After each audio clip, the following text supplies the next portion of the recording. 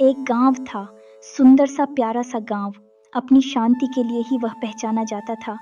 सब खाते पीते घर थे वहाँ, अच्छी खेती पाती थी, इसलिए निश्चिंत जीवन था। एक बार कई महीनों तक बारिश नहीं हुई। गांव वालों का सामूहिक आत्मविश्वास कमजोर होने लगा था और वे भयभीत हो गए थे कि उनके खेतों को कुछ भी नहीं मिलेगा।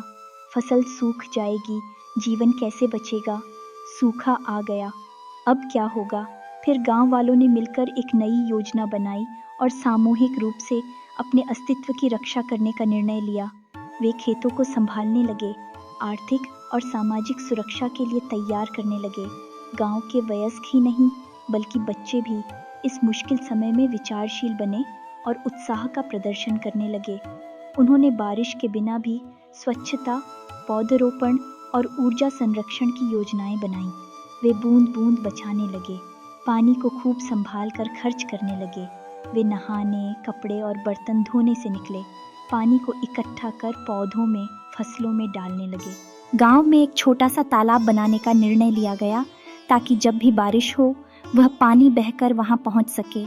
उनके खेतों में इस तालाब के आसपास वृक्षारोपण भी किया गया, जिससे गांव का पर्यावरण भी सुधरा।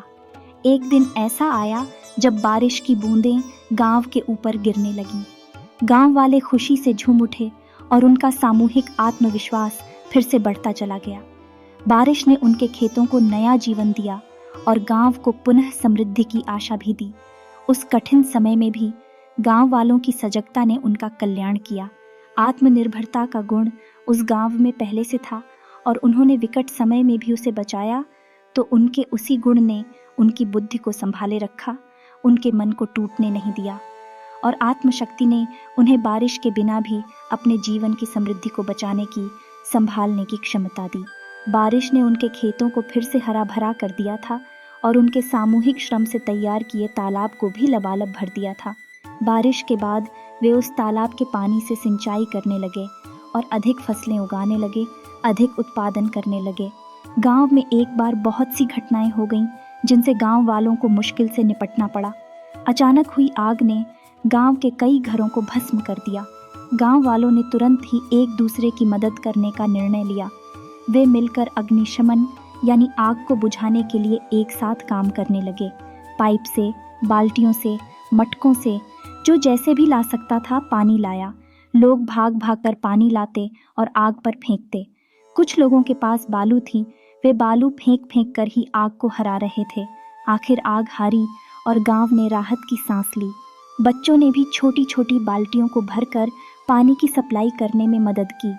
वयस्क लोगों ने आग को बुझाने के लिए मिलकर काम किया और महिलाएं दुखी परिवारों की सहायता करने में जुट गईं। जो भूखे थे उनके लिए वे खाना पकाने लगीं।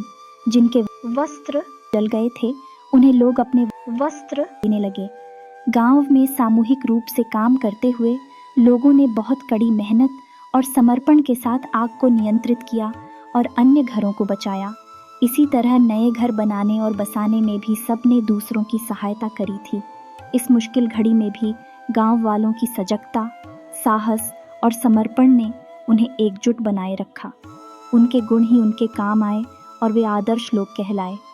एकता के लिए उनका उदाहरण दिया जाता है।